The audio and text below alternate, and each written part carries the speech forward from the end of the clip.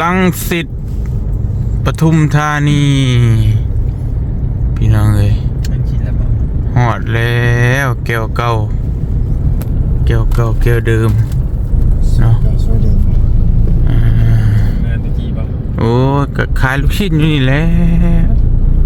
พี่น้องเอ้ยหอดแล้วรังสิตเนาะโต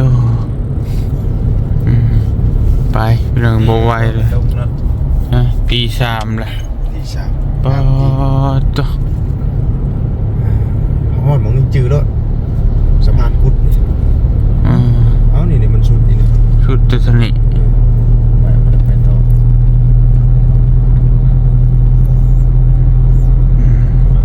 หอดรังสิตแล้วพี่น้องตีสามเนาะช้ากว่าคาดหมายอีกเพราะว่าเขาคอยมาพี่น้องเอ้ยแวะพุ่นแวะพี่นี่แวะปั๊มนี่ตอดแตดมาเนาะโอ้เขาปั๊มเรื่อยทีเดียวดุเฮงแป๊บเดียวปวดท้องเปิดมาก็บอกบุญชลวันผมไม่ได้แบบนี้นะรวดเลยโอ้ยเขาจำได้ว่าเป็นกระชงเทือบ่เขาปั๊มยิงอย่างเดียวนี่ก็คอยมาในฝนตกแน่ยังแน่พี่น้องเอ้ยคอยมาแหละเพราะว่าเฮาก็บ่ได้ฟ้าวเด้เพราะว่าจังได๋ก็มันนั่นมาก็เฮ็ดหยังบ่ได้อยู่แล้วนะในกรณีว่าบุญบัดพี่น้องเพิ่นถ่าอยู่โทรตามนำอยู่ก็เลยฟ้าวมา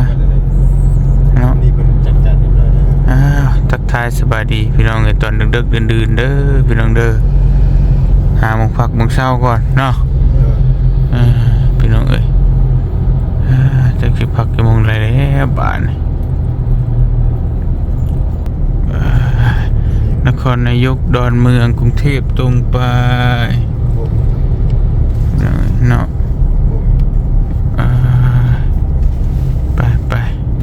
ปหาพักอยู่แถวนี้แหละพี่น้องเอ้ยพักแถวคลอง1คลอง2นี่แหละ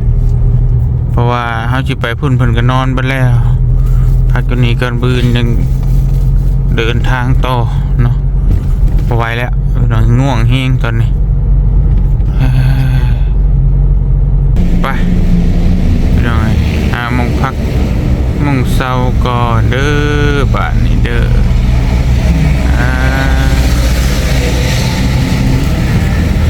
มันนอนแถวบนเก่าบนเดิมนี่แหละพี่น้องสว่างสวัยเนาะไป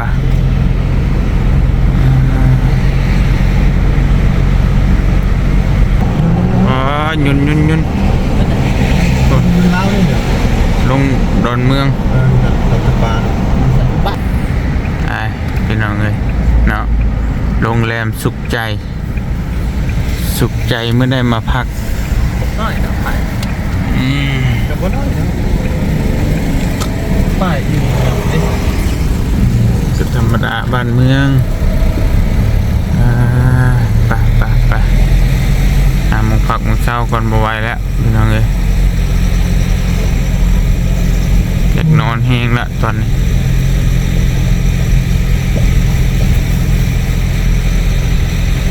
นี่ห้องพักรายวันแต่เต็มเลยจังเลยเนาะต้องไปถามเพิ่นว่าถามดูพุ่นจัดการดูในเอิ้นไปโอ้ยลืมโอ้ยคัดบ่พอลงเลยสบายดีแล้วทานยาว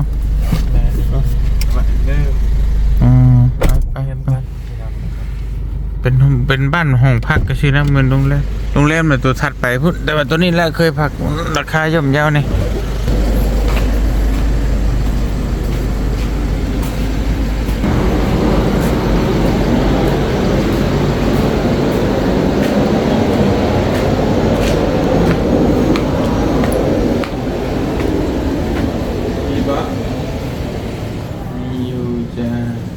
มีอยู่คู ตียงเท่าใด 600 ก็เดียวเลยเนาะ ครับผม เตียง ติดคู่ของเรา เตียงคู่600เตียงเดียวเด้อ 340อันนี้เตียงคู่690 อืม ก็ ติด เดียว600 1 2 3 4 5 6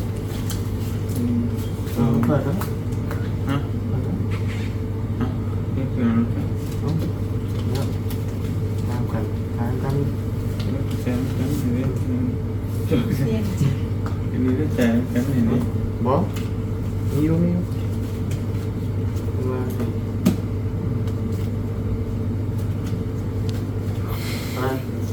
นั่นน่ะ อืม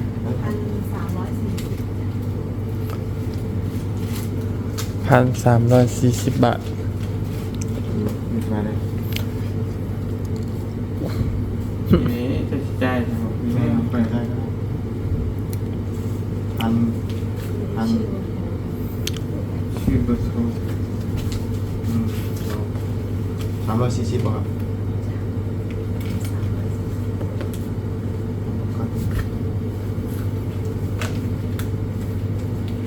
เอา10,000เอา10,000 เบอร์โทร เบอร์โทรมีบ่ จ เอาค่อยก็ได้เด้อ ำโบ ใหม่เลยซื้อมามื้อนี้แตกครบ จำเบอร์โทรไหม เพิ่งซื้อใหม่ เปิด สุ ซื้ ด อใหม่นะ ซื้อใหม่สิมาตะเล่า จอดรถได้ข้างตึกนะคะที่ว่างๆถ้ามีก็เชิญพักบ่อยจำได้แล้วอยู่ จำได้ไหมครับตำนานมาทีหนึ่งเนาะ ค่ะ โอเคครับผมไม่ค่อยนะ อันนี้เป็นจิตสมองคืออันนี้เดียว ไปจัง ไปพันเท่าไหร่แล้วมาบุญ คือฮะ 1,300 1,340 บาทเป็นบ่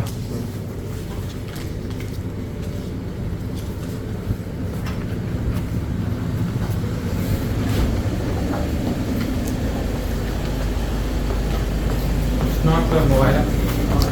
พักก่อนพี่น้องก่อน ไว้แล้วแกก็เอาจะตายแล้วครับ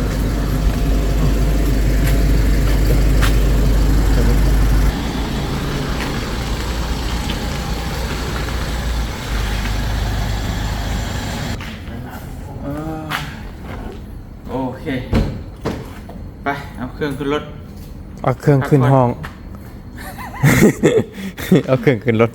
กินนี้บ่เพื่อน มันล้วนเลยนะ เลยเหรอบ่ อะไรไปไปพี่น้องเลยเอา เอาเครื่องขึ้นห้อง อ่ะโอเคไปนอนกันเนาะ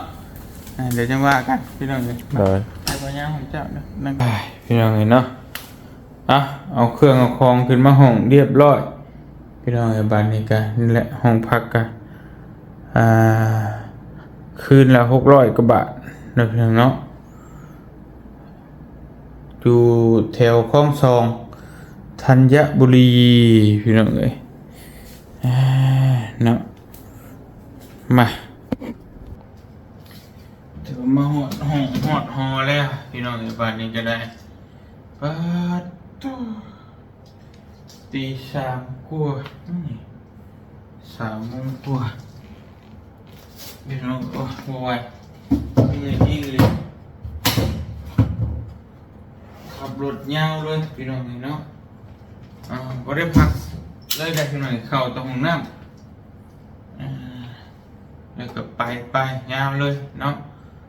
บริฮอดหม่องจุดหมายปลายทางซะพี่น้องฮอดอยู่แถวรังสิตเนาะตี3 ครึ่งเลย3 โมงครึ่งเลยพี่น้องอยู่รังสิตปทุมธานีเนาะอยู่คลอง2ธัญบุรีพี่น้องต่อไปบ่ฮอดจอดบ่ถึงพอดีถ้าสิไปก็ได้อยู่พี่น้องยังอยู่บ่ไกลปานใดแต่ว่าคือตอนนี้น่ะเพิ่นรับเพิ่นนอนไปแล้วนั่นเนาะทางศพที่ผู้เสียชีวิตก็เอาไปอยู่วัดแล้ว เป็นก็ใส่หีบใส่โลงไว้แต่ว่าก็ยังบ่ได้เฮ็ดอีหยังมีแต่สวดอภิธรรม3 คืนเพิ่นว่าจังเผาเนาะแต่บัดนี้มันผ่านไปแล้วในตอนนั้นสวดอภิธรรมมีหยังก็เรียบร้อยมีแต่รอผู้อื่นบัดนี้เฮาก็พักก่อนแจ้งหูแจ้งตาแล้วก็จังไปเนาะเพราะมันก็ยังบ่ได้ไกลปานใดพี่น้องยังประมาณ40 กิโลนี่แหละขับรถก็ประมาณอีกบ่ฮอดชั่วโมงนะประมาณชั่วโมงนึงไปฮอดพี่น้องเอ้ยตีใช้เพื่อรถติดรถหยังก็ประมาณชั่วโมงนึงมื้อตื่นมากินข้าวกินน้ำแล้วก็จังไปต่อบ่ไหวเลยพี่น้องเอ้ยเนาะทั้งบ่เตียงก็ขับรถยาวอย่างเดียวเนาะทั้งบ่บุญกับบ่ยาวกับบ่กล้าขับไปทางเขามาในกรุงเทพรถหลายทางก็ยากนี่ทางมันสลับซับซ้อนเกี่ยวไปใช่ไหมเพิ่นก็เลยบ่กล้าขับมีแต่บ่เตียงขับก็เลยมาฮอดแก้วเก่าฟิวเจอร์รังสิตก็ได้พักก่อนบ่ไหวพี่น้องเอ้ยพักเอาเรือให้ก่อนมื้ออื่นจังเดินทางต่อเนาะจังได๋ก็ขอบคุณขอบมุกขอบใจหลายๆเด้อ FC พ่อแม่พี่น้องเบิ่งสุขุทุกคนที่เข้ามาติดตามรับชมแล้วก็ให้กำลังใจโดยตลอดมาขอบมุกขอบใจขอบคุณหลายๆให้อยู่ดีมีแรงเบิ่งสุขุทุกคนเด้อพี่น้องเด้อเนาะวันนี้ก็ไปเตรียมพอตัวพักผ่อนก่อนพี่น้องเอ้ยฮอดแล้วกรุงเทพก็ซ้ำว่าเขตกรุงเทพแหละนะพี่น้องเนาะอยู่ฟิวเจอร์รังสิตก็เป็นชานเมืองนั่นแหละเข้าไปบ่กี่กิโลก็สิฮอดกรุงเทพแล้วแต่ว่าเฮาพักอยู่ชานเมืองเข้าไปพักในเมืองก็ยันมันแพงค่าใช้จ่ายมันหลายเนาะแล้วก็เลยพักอยู่นอกเพราะว่าเฮาอีกอย่างเฮาก็บ่ฮู้ว่าโรงแรมอยู่แถวนั้นมันมีหรือบ่แล้วค่าใช้จ่ายมันแพงหรือบ่จังได๋เฮาก็บ่ฮู้เด้แล้วก็เลยมาพักอยู่พี่ก่อนพี่น้องเนาะขอตัวพักผ่อนก่อนอยู่ดีมีแรงบ่ทุกคนเด้อพี่น้องเด้อสบายดี